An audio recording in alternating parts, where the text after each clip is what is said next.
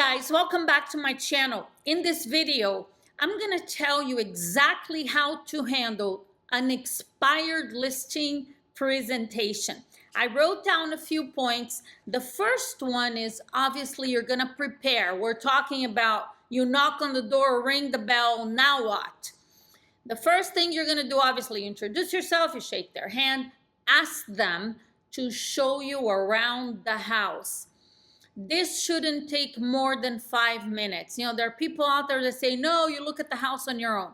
I completely disagree with that. I've listed thousands of properties. I always allow the owner to show me the house because this is a great opportunity for you to build rapport with them. Create affinity, a comfort level. That's what rapport is. And this shouldn't really take more than 5 minutes. Unless you're touring a 10,000 square foot house. This is a fast process, but it's very valuable because you can ask them questions about certain things they told you when you spoke with them over the phone or at the door when you set the appointment. So great opportunity right there. That's the first thing you do. Second, you're gonna settle for your presentation at the kitchen counter or a dining room table, wherever. You wanna remember this because this is critical.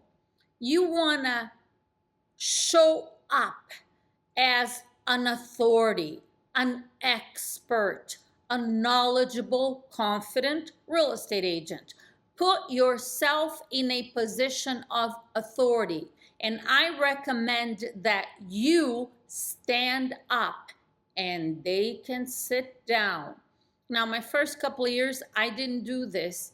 But then when I started figuring out how to become better at what I do, I always stood up on my listing presentations. And remember, again, it's a position of authority. When you're in school, the teacher, your professor is the authority. They're standing in front of the room and you're sitting down taking notes.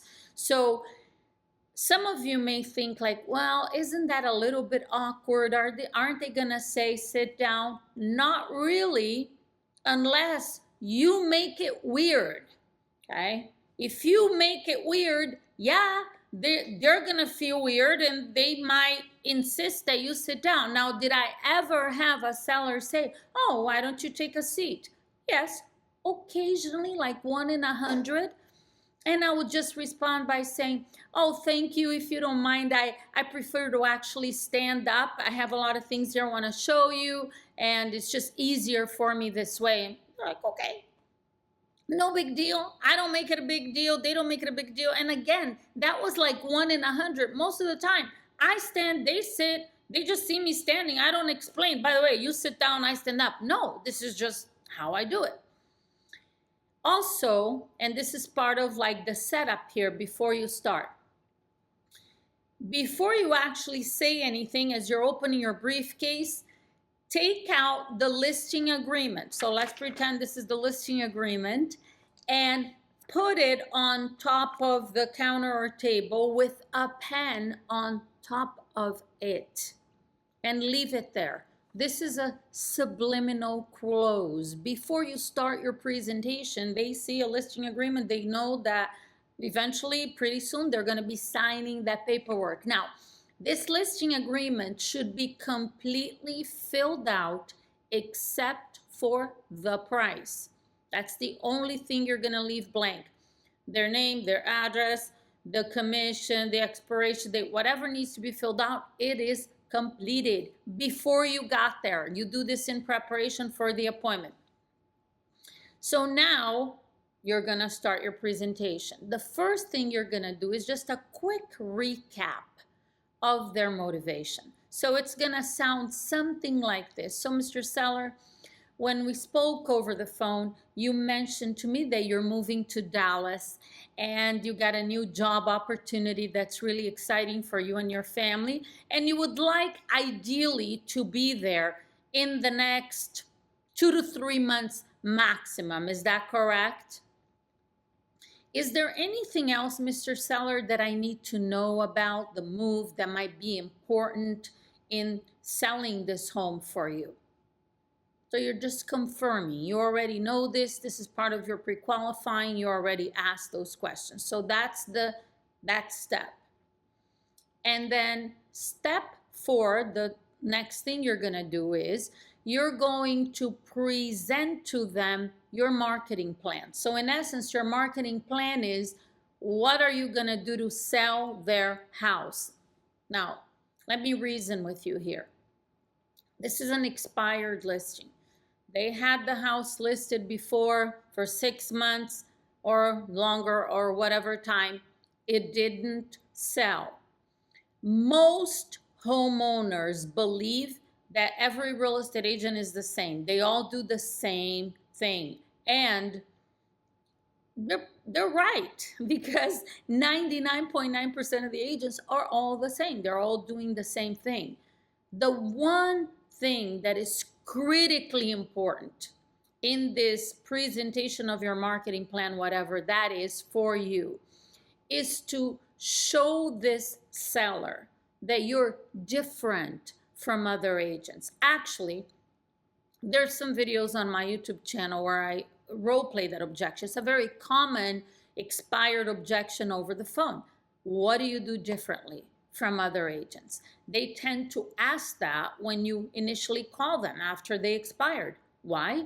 Exactly what I said. In their mind, every agent is the same. So what sets you apart?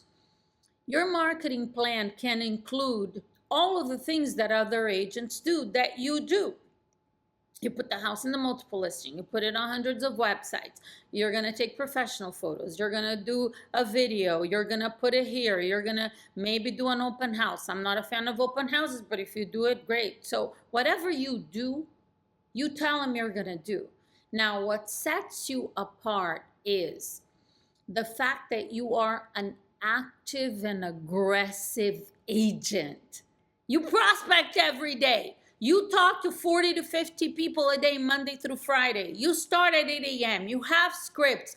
You're asking everyone that you talk to, who do you know that wants to buy a home or sell a home anywhere in the area that I can help? This is what you do or should be doing that 99% of agents don't do. That's why most agents are average. They're selling a handful of homes a year. You're not average, otherwise you wouldn't be watching this video. So this active and aggressive, like there's some other things that you can mention, but this is really what puts you up here and all the other agents at the average level. So make sure that you include that. Now, obviously, if you're going to say to a seller that you do that, you should do it, because it's a matter of integrity. You're not going to tell them you're doing stuff that you're not doing. And if you're really bold, you could say, in fact, Mr. Seller, I invite you to come into my office any Monday through Friday between 8 a.m. and noon, and that's what I'm doing. I have systems in place. I have neighborhoods that I call. I may be calling around your neighborhood to let all of your neighbors know that your house is for sale and ask if they happen to know anyone that might be interested in buying your home.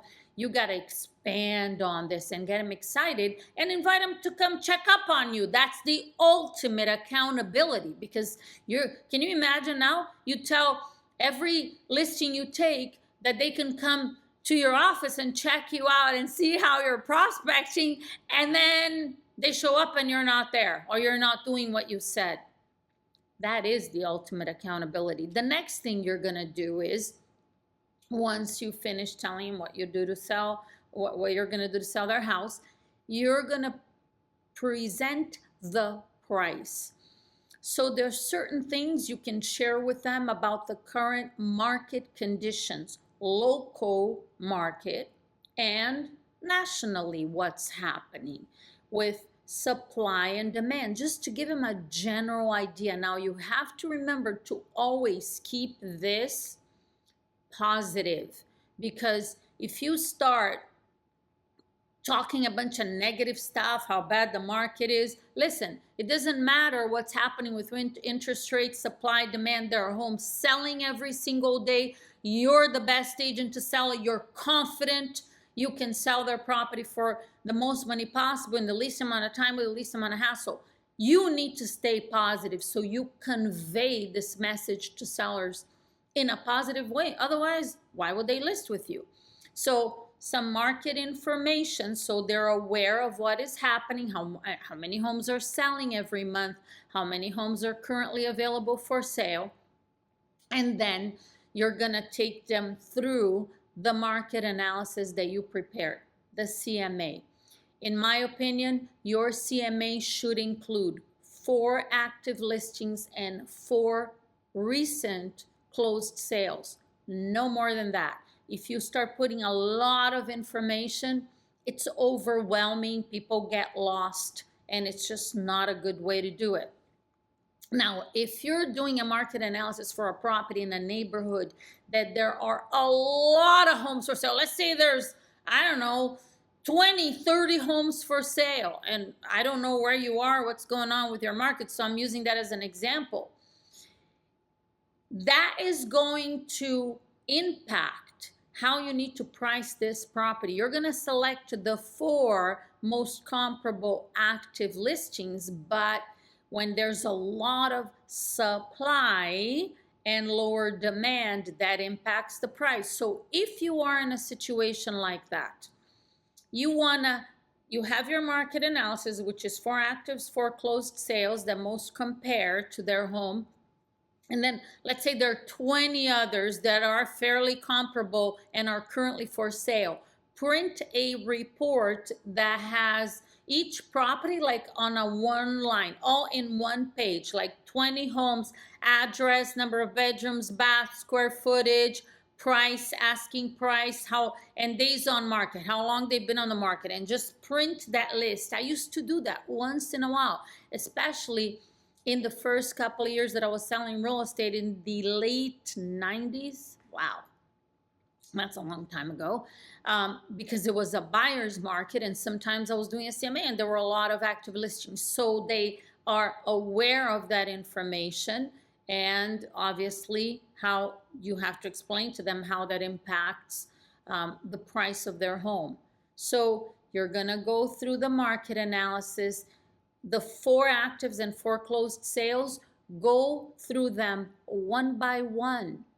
Don't just tell them, well, this one, that. Just show them, this is property, the first one, it's currently for sale, it's on Main Street, it's the corner property, blah, blah, blah. Are you familiar with this home? Who knows, maybe the agent had an open house, they walked in and saw it, or maybe their friend lives there.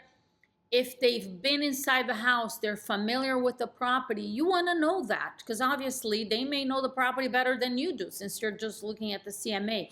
But that also helps them understand the price better and come to the same conclusion that you came to in terms of what this property is worth, their property, I mean. So you go through the 4 actives, the 4 closed sales, and I trust that you're gonna come to an agreement on the price. They may give you a couple of price objections, and you're gonna respond to those. And once you agree on the price, that listing agreement that's been sitting on the counter since you started, fully completed, only the price is blanked. Now, when you agree on the price, you grab the pen that's on top of the listing agreement. I don't have a pen, so I'm pretending. You grab the pen and you go like this. Great, Mr. Seller, let's go ahead and take the pen. I'm doing it as I say it, okay? And let's go ahead and price your property at $499,000. I put in where the price goes. And then I put this on the table facing them. I hand them the pen. I point to the signature line and I say, I just need your signature right here.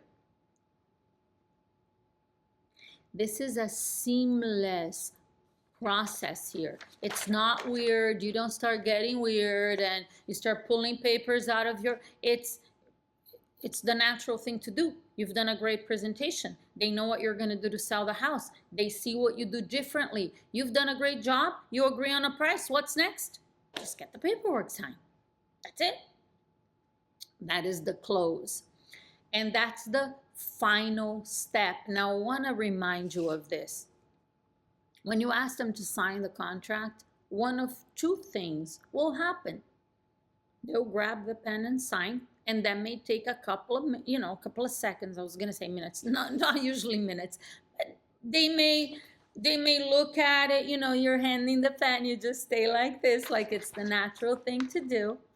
And sometimes they just pause for a moment. If there's two of them, they look at each other like, oh, okay. One of them grabs the pen and sign.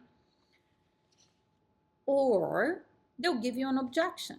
They'll say, well, can you cut your commission? You're going to have to handle that objection. There's some videos on my channel about handling listing presentation objections. That's one of them. So if they give you an objection, you handle it, and you ask them to sign again. If they give you either they'll pick up the pen and sign, or they'll give you an objection again. You got to keep going through that process until they sign. There's nothing else to do here now. And I want to remind you that 80% of the yeses, meaning picking up the pen and signing, happens after you ask 5 times. And that's one of the big reasons why agents walk away from listing appointments without a signed listing agreement. They ask once, the seller says no, gives them an objection, they don't know what to do. Maybe they handle the objection, don't do it very well, don't ask them to sign again. Well, you know what? If you don't ask, the answer will always be no. So remember, at least 5 attempts will get you to an 80% chance of getting this contract signed. I trust this was helpful for you. Put your questions or comments below. Make sure you're subscribed to the channel. Click that bell next to it so you receive a notification when we upload new videos. Thanks for watching, and I will see you soon.